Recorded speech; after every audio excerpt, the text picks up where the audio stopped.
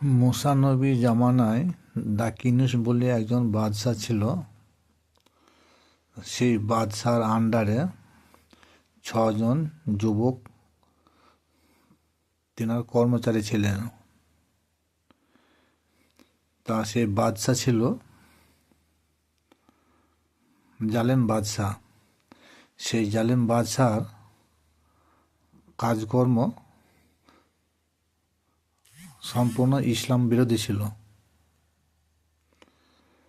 তা সেই ইসলাম বিরোধী কাজকর্ম 6 জন যুবক যে তেনার কর্মচারী ছিল,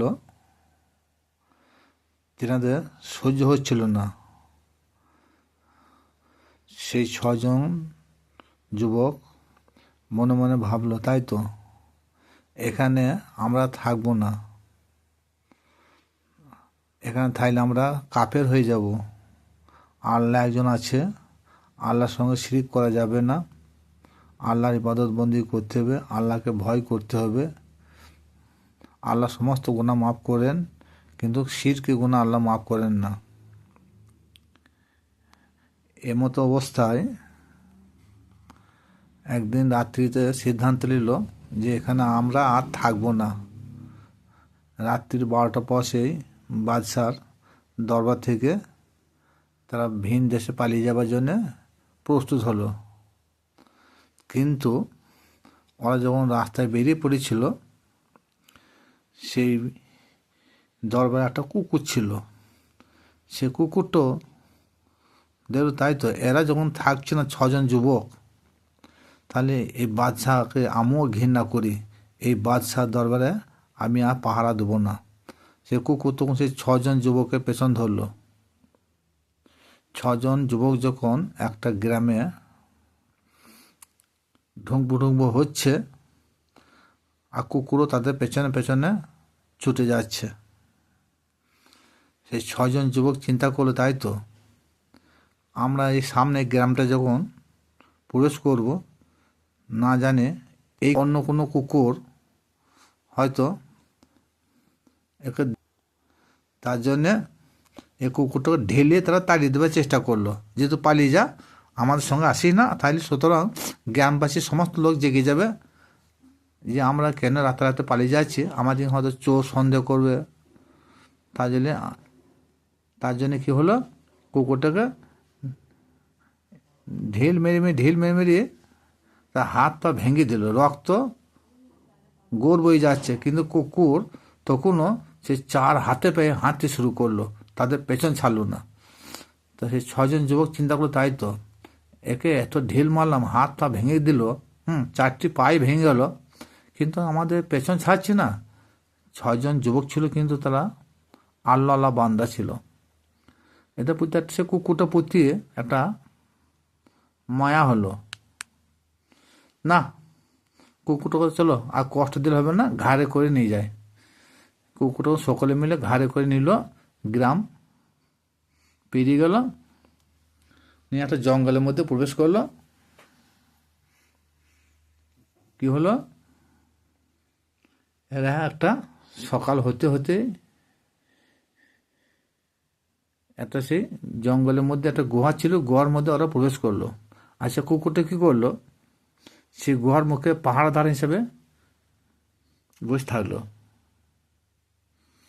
এখানে এই ঘটনা পরিপ্রেক্ষিতে সূরা কাহাফের একটা ঘটনা আছে। এটা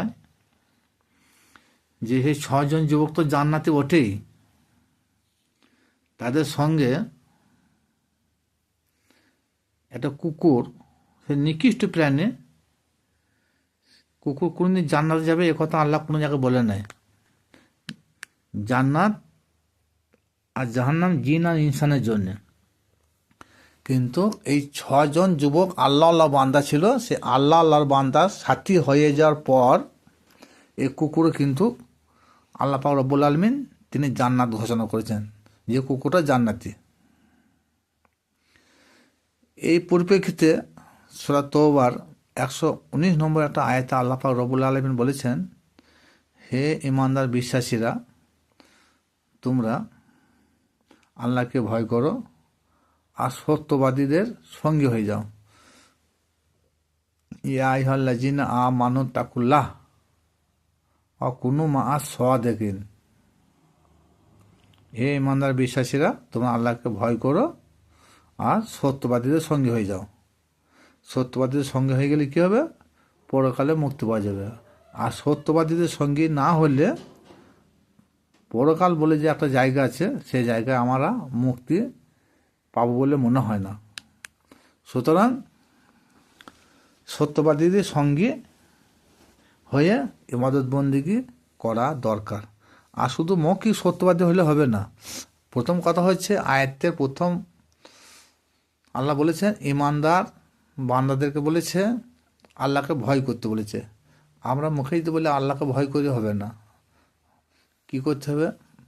আল্লাহ পাক রব্বুল আলামিন তিনি যে কোরআন নাজিল করেছেন, সে কোরআনের মধ্যে তিনি যে আদেশগুলো করেছেন, সেই আদেশগুলোকে মেনে চলা। আর সে আদেশ যদি না মানা হয়, তাহলে আল্লাহ পাক রব্বুল আলামিন আমাদেরকে কঠিন শাস্তি দিবেন। এই কঠিন শাস্তিকে আমাদেরকে ভয় করতে হবে। সুতরাং আমরা যদি সত্যবাদীদের সঙ্গে হওয়ার পর সৎ আমল সৎ কর্ম যদি না করতে পারি, তাহলে আল্লাহকে ভয় করা হলো না। তাহলে আল্লাহকে ভয় করতে হলে সত্যবাদীদের সঙ্গে হয়ে তিনার আদেশ মোতাবেক আমাদের জীবন ধারণ করতে হবে। তিনি কি শিক্ষা দেবেন? তিনি সেই আল কোরআন থেকে আমাদেরকে শিক্ষা দেবেন। সেই আল কোরআনে আল্লাহ পাক রব্বুল আলামিন যেগুলো আদেশ করেছেন সেগুলো আমাদের করতে হবে, যেটা নিষেধ করেছেন সেটা আমাদের বর্জন করতে হবে, যেটা হারাম বলেছেন সেটাও আমাদেরকে মানতে হবে, যেটা হালাল বলে সেটা আমাদের ভক্ষণ করতে হবে। তাহলে শুধু মুখে আল্লাহকে ভয় করি বললে হবে না, কর্মের উপর আমাদেরকে আল্লাহকে ভয় করতে হবে। এখানে আল্লাহ পাক রব্বুল আলামিন বলে নাই যে তোমরা আলেমদের সঙ্গে হয়ে যাও, হাফেজের সঙ্গে হয়ে যাও, মুফতি মুহাদ্দিসের সঙ্গে হয়ে যাও, মুফাসসিরগণের সঙ্গে হয়ে যাও, এ কথা বলে না। কিন্তু একটা কথা বলেছে যে সত্যবাদীদের সঙ্গে হয়ে যাও। তাই সত্যবাদীদের সঙ্গে হলে পরকালে মুক্তি পাওয়া যাবে।